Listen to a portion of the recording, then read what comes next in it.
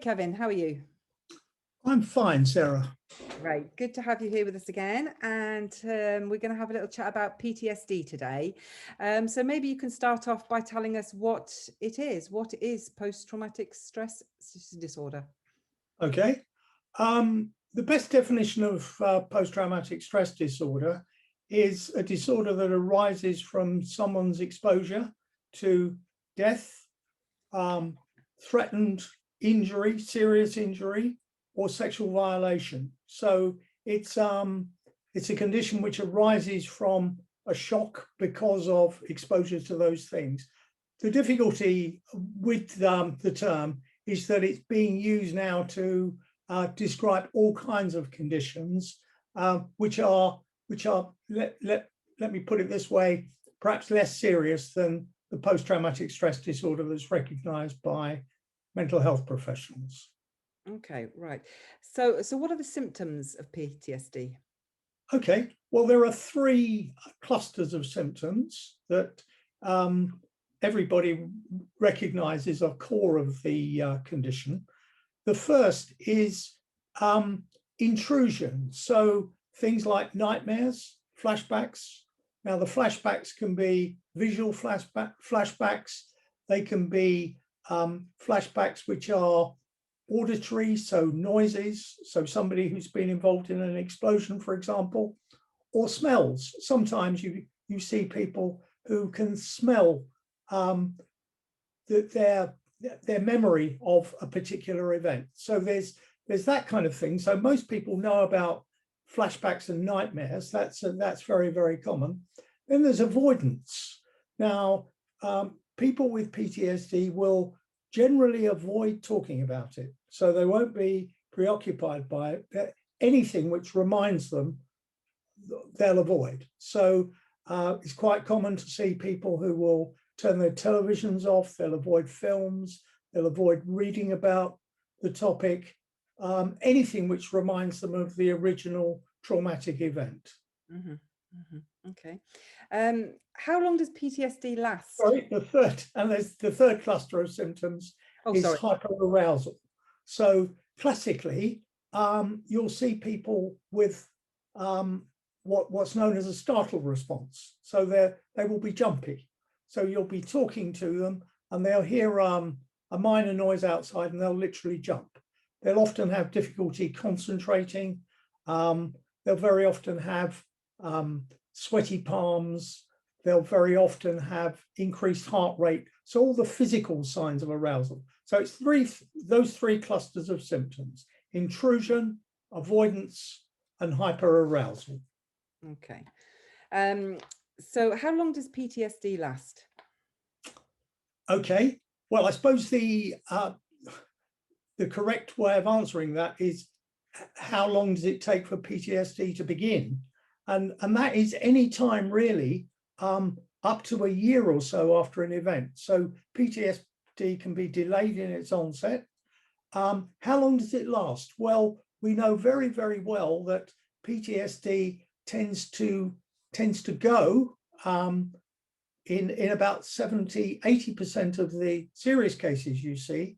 You'll see an initial PTSD and it will go without any particular treatment. Now that's because of our own natural processes of being able to cope with shock and distress. So the good news is that even really quite bad PTSD, and I've seen people very, very soon after a really traumatic event, you see them 6 weeks later, and many of them are much, much better. Now, we'll come on to treatment, but that's one of the issues about treatment, that you don't start treatment too quickly. But once PTSD is embedded, it can stay as a lifelong condition. And I recollect when I first started in clinical work in the 1970s, seeing people who had been in concentration camps, and they still had PTSD arising from their experiences in concentration camps. And even now, I see return service people who've come back from theatres of war. I saw somebody not too long ago whose PTSD started in the Falklands War, which of course is nearly 40 years ago. So that sort of answers my next question to a certain extent. Can PTSD be overcome? Yes, I mean, first of all, natural processes. That's really, really important to emphasize. And it's very, very important for health professionals to do what's called watchful waiting. Now, that's in all the guidelines. So what you do is you assess the person, and then you say to them, well, look, there is a good chance that you're going to be feeling much better with the natural processes of time, particularly people who've got good social networks. They can talk about what's happened to them, get it off their chest, so to speak. And generally speaking, even people with histories of anxiety disorders, who you might think are more vulnerable, very often that period of watchful waiting, people will get better. It's important for the health professional to keep their eye on the person, but then not to intervene too soon, because one of the difficulties of intervening too soon is that you might actually make the condition worse. So rather than getting the person to, let me put it like this, adjust and begin gradually to come to terms and begin to forget about it, not be so preoccupied by it, if they get therapy too soon, that could then re-traumatize them. And there is a lot of research that's been done following major disasters, and particularly 9/11, where New York was swamped with people who were treating PTSD, really without any intent on their part. For some people, their PTSD was made worse. Good news is, with treatment, if the condition is still there, with treatment, PTSD is one of those things that can be treated quite effectively. Nice guidance, and anybody who wants to look this up can find a really good lay version of NICE guidance. So just type in NICE PTSD into Google, you'll get NICE guidance, and you'll get a lay version, quite a short version, and it will tell you about 2 treatments. The 2 treatments are cognitive behavior therapy, which is an approach which I think we all know about in terms of the treatments for other anxiety disorders. So, but that will focus on the cognitive aspects. And then there's something called eye movement desensitization reprocessing, EMDR. So, and quite commonly, and I've done this myself, you use a mixture of those things. So EMDR, eye movement desensitization reprocessing, is a way of helping the person deal with the traumatic images they get. So it's particularly good for people who get nightmares and flashbacks. And what basically you do is you get the person to imagine and bring to mind the worst part of the traumatic memory. And that very often is very, very distressing for the person involved. And then by a process of getting them to move their eyes, and you can do that by moving your finger, you can do that by tapping a noise, by moving their eyes and keeping that image in their mind, the brain reprocesses. The theory is it reprocesses that memory. So the theory behind that is that when we're shocked and when we get an awful shock, such as that causes PTSD, the memory of that isn't processed properly. So this is a condition that can be stored in a way abnormally. So it's half processed in the memory. So EMDR is the treatment. Now, people really still don't quite understand the whole theoretical mechanism, but it doesn't matter really, because the treatment works, and that's what matters. So many treatments that we have, we don't really know why they work, but they do work. So there's cognitive behavior therapy, or EMDR. Now, the other treatment that's sometimes necessary is using medication, but medication's only used when you've got a significant depression or a very, very high level of anxiety that doesn't respond to CBT or EMDR. So it's very, very much a second line treatment. So things like tranquilizers, sleeping tablets, they're to be avoided. They're to be avoided. Mm-hmm. So well-meaning GPs sometimes prescribe before they refer for a NICE recommended treatment. But it's all in the NICE guidelines, which you can see on the internet. Just put it into Google, NICE PTSD. Excellent. I'll put a link up to that under Okay. this video. Yeah.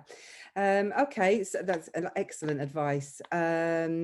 Let's just finish off with, why do some people get PTSD and others don't? Why do some people experience, you know, there Well, could be there could be the same thing, for example, 9/11. Why did some and some did and some didn't, etc.? right. Well, that's a really interesting question, and there are several answers to that. One is vulnerability. Some people are more vulnerable because they're of a more kind of anxious, aroused disposition. But you also see people, as I've said, who've got anxious, aroused dispositions who don't get PTSD. The key for me is, and I think this is in most of the literature, is when the person feels helpless and not in control, and they feel overwhelmed by what is happening to them. So in some ways, and I saw this with, I saw some people who are on the Herald of Free Enterprise in the ferry sinking in Zeebrugge. And I saw a family. Now, it was interesting that two of the people in the family, they were all together when this happened, had it in their mind that they were going to be saved and they were going to be rescued right from the beginning. So they didn't develop PTSD, but the others who thought they were going to drown and they were going to come to a terrible end, one way or another, because I mean, the descriptions I had were horrific. So it wasn't just drowning. I mean, there was physical injury involved as well. Those people who felt that they were helpless, and that's the key, at that time. And so that's why sometimes a relatively trivial thing can happen. You can be in a minor road traffic accident, but you think you're going to die.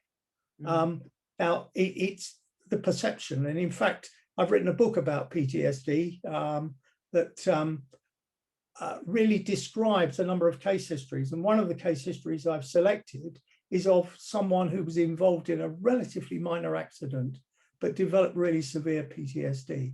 And conversely, I've seen people who've been involved in things that are indescribable, who have coped with it. And actually, some people will say, I recollect seeing a young woman after the King's Cross fire, and she'd lost a television program that I was in. I interviewed this young woman who'd lost her fiance. He died in the fire.